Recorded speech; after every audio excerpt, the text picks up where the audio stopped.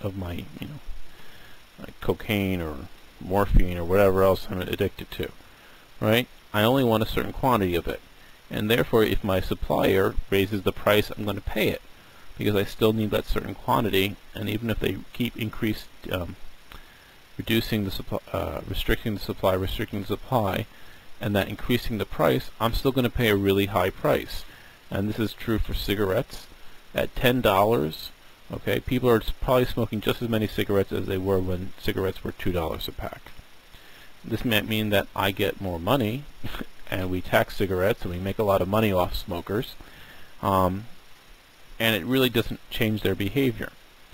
Other things you're addicted to: your life, your health. You only have one life, and if someone says, well, it takes $1 million to save your life, you say, well, I'm going to pay it.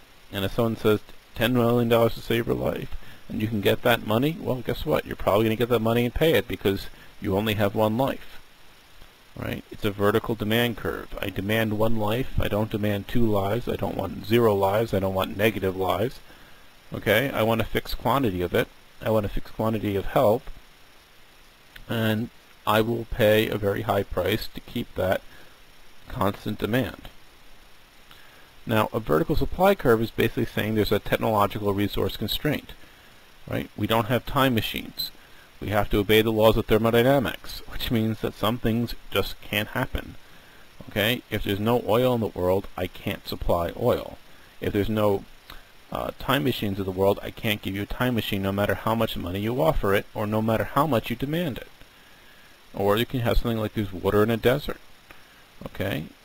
Now, water might not cost very much in normal situations that we live in, because we can just turn the faucet on and water will come out. But if you're in the middle of the desert and you're alone by yourself and you need to have that water, guess what? The supply of that water is relatively scarce. It's a vertical line. There's only so much water. And if someone charges you a lot of money for that water, you're going to pay it. Now, the other way is to have perfectly elastic, or E equals infinity, and this is horizontal demand and supply curves. So a horizontal, let's say, demand curve is basically saying there's a fixed price. This might happen when you have perfectly substitutable items like paper clips. Now, paper clips, a bad paper clip is just as good as a good paper clip. It does its job. And so if someone, let's say, triples the price of paper clips, you're probably not going to buy paper clips from them anymore, because you can get cheaper ones that are just as good.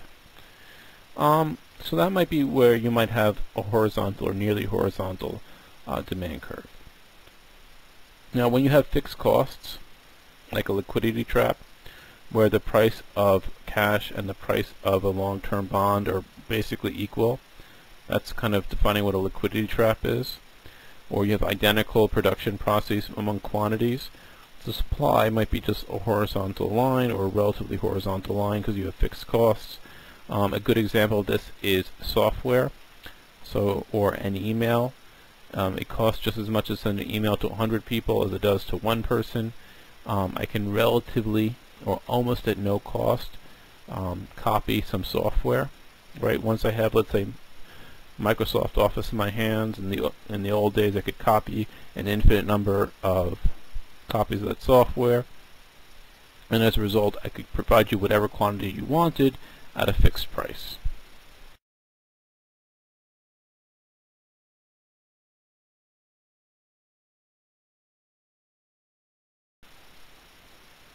Now let me just illustrate inelastic demand, and once again I'm going to go back to the peanuts. So we have Lucy and Schroeder, and Lucy wants one Schroeder, right? She likes Schroeder, she comes over, she hangs out, she leans back on his piano, and Schroeder never gives her the time of day.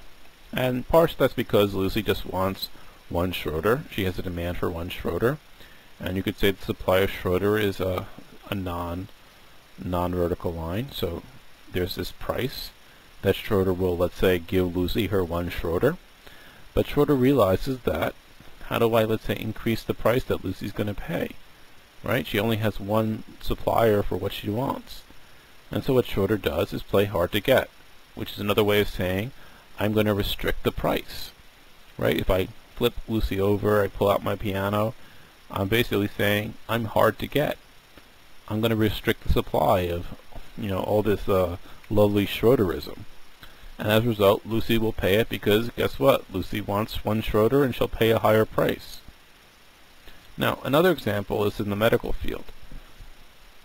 Because the demand for medical services is basically constant, right? There's a fixed number of sick people in the world. Or at least the number of sick people is relatively independent of the number of medical providers there are. But guess what? All the time we're training new doctors. Now, if you believe normal supply and demand, you would believe that the more doctors there are, the cheaper medical treatment would be. Why would you believe this? Right? All these doctors have to compete for the same number of sick people. And if we put more doctors out there, then they're going to have to, let's say, lower their prices to attract, the patients for their services. But we know that's not what really happens. First of all, what doctors do is they restrict the supply of doctors. The real reason that medical school is so difficult is not because it's actually that hard. I'm not saying it's not hard, but it's really not that much harder. I can think of a lot of areas that are a lot more difficult than medicine. It's not rocket science, with the term. But what you can do is that doctors can restrict the number of people who become doctors. And if you restrict the number of people who become doctors, guess what happens to the price of, let's say, medical provision? It goes up, even if the number of sick people does not. Even if the demand doesn't change, by, let's say, restricting the number of doctors there can be in the world, the prices are going to go up, and the doctors that exist are going to make a lot more money. Now, think of this historically.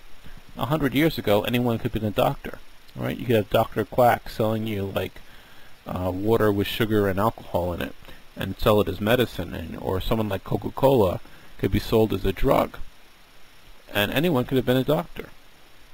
Now, it's very difficult to become a doctor, and because it's difficult, doctors can charge more for their services because they've basically restricted the supply in the market. Now, the other way to do this is to create new diagnoses. Basically, things that we don't generally think were sick in the past, we now think is sick. So, for example, or things that we thought were untreatable in the past, we now think are treatable, and as a result, people, let's say, get a lot more treatment. So in the past, you know what? People died. There were no cures for cancer, there was no cures for, diseased hearts, there were no transplants, what have you. You just accepted it and you died. But now we have more medical technology, and we spend a lot of it to extend people's lives 1 or 2 or 3 months. And guess what? Doctors make a lot of money over, let's say, extending people's lives 2 or 3 days, a month, even a year. And as a result, what that's doing is demand is still inelastic. There's still a fixed amount of demand out there. But that line can shift. It can shift from, let's say, closer to the origin, further out, and that will also lead to an increase in prices, or at least, meaning an increase in compensation.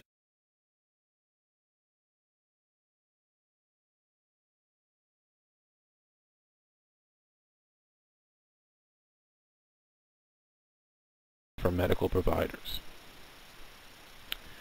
Now, another example of this is something called Giffen goods, or conspicuous consumption.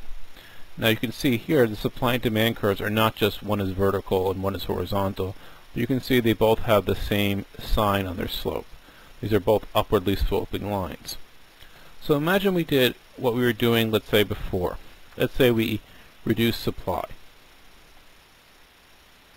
So we move supply like this. We shift it upwards. Well, two things are going to happen. The first thing is that the price is going to go up. And the second thing, the quantity demanded is going to go up. Now, this is kind of a little bit of a masochistic situation, because it's saying, like, it'll hurt more, or the beatings will hurt more, I want more beatings. Well, that doesn't make sense in most things, but there are some things where if we increase the price, demand will actually go up. The quantity demanded will go up. What are some of these things? Now, the way to think about it, once again, let's go back to Peanuts, is in terms of Charlie Brown and Lucy and the football, right?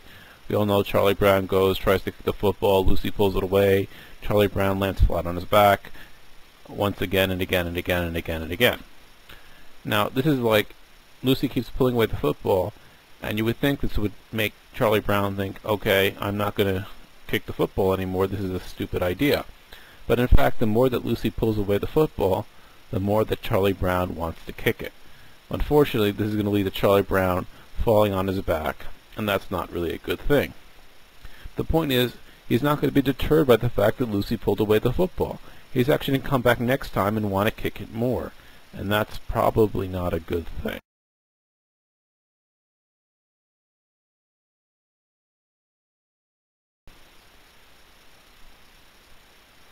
Now, what this is because there are things that are called positional or non-positional goods. We want them because they're scarce. We want them because they're expensive, which means demand is positively elastic, which means demand has a positive slope. It should have a negative slope, but it has a positive slope in these cases. Now, a general word for this is Giffen goods, although that's actually a narrow term, but I'm going to use it in a general way here.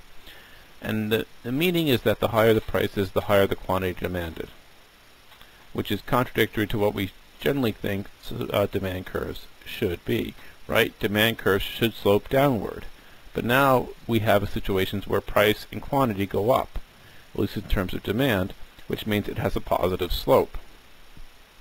Now, if we want to get Marxian on this, this is because of the difference between use and exchange values, and what Marx would call fetishism or fetish commodities. That demand does not equal the actual value. That instead of going, well, we want something, this will lead to our demand, this will help set the price of what this commodity or this thing that we're making is, we actually reason backwards, and actually reason incorrectly backwards, which is that we look at the price tag first. From the price tag we think about how valuable it is, and then from that we infer how much we want it, which is that if something's expensive, we think it's better, irrespective of any other qualities of how effective it is. Dan Ariely, a research scientist at MIT, did a study on this, and what they did is they gave two people two types of aspirin, chemically exactly the same, right? They actually took these from the same bottle. But they told one group that this aspirin cost $2.99, and they told the second group that it only cost 99 cents. Now, what do you think made people feel better? The chemically similar aspirin that cost $2.99 or the chemically similar aspirin that was 99 cents?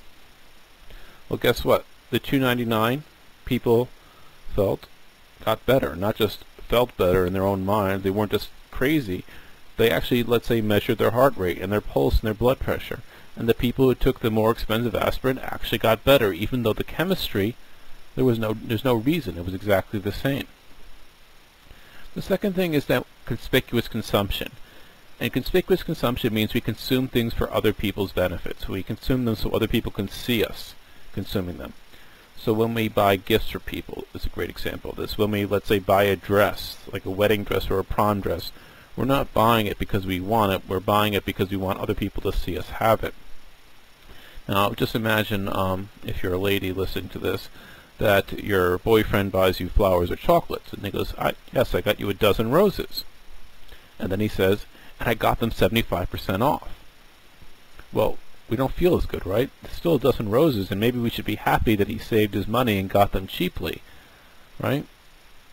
Well, we don't, right? We think, I wanted to pay full price for my roses or my chocolates or perfume. Or another example are wedding registries. When people buy gifts for other people, basically they decide to spend a certain amount of money. And in fact, they want to buy something expensive because the whole purpose is to buy something that the bride and groom will remember and will be thankful to you for buying it for them.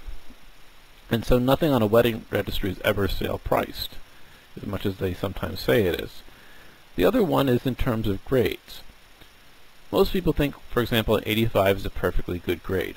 Nothing to complain about. And I can tell you as a teacher, people get an 85 and they go home and they say, I got a good grade. And they call up their friend and say, what grade